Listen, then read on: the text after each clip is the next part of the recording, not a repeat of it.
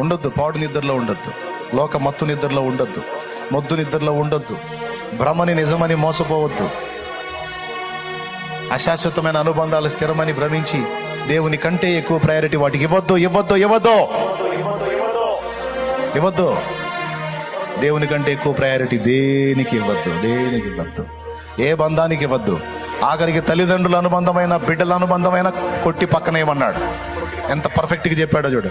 కొట్టేయ్, అవన్నీ పనికిరావు, నా తర్వాత ఎవరైనా ఏదైనా. అంత పచ్చిగా మాట్లాడాడు ఆయన. చూడు,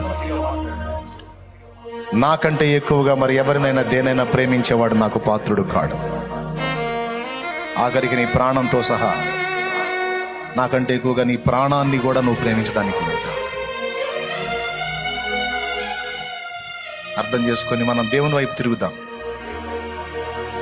ఎందుకు ఇంతగా మాట్లాడుతున్నాడంటే ఆయన మనల్ని ప్రాణం కంటే ఎక్కువ ప్రేమించాడు. నువ్వు నిజంగా ప్రేమించి అంకితం అవ్వాలంటే అంతకు మించిన ప్రియుడు ఇంకొకడు లేడు. నువ్వు నిజంగా ప్రేమించి అంకితం అవ్వాలంటే, నీ హృదయం అంతా అప్పచెప్పాలంటే ఆయనకి మించిన ప్రేమికుడు ఇంకొకడు లేడు. నిన్ను నిర్మించిన వాడు, అనుక్షణం నిన్ను నీడవలే కాపాడిన వాడు, నీ పాపాల కోసం మహిమను వదిలిపెట్టి ఈ మట్టి లోకంలో పాపివైన నీ కోసం వచ్చి రక్తసిక్తమై ఉమ్ములు సహించి ఘోరమైన కొరడా దెబ్బలు తిని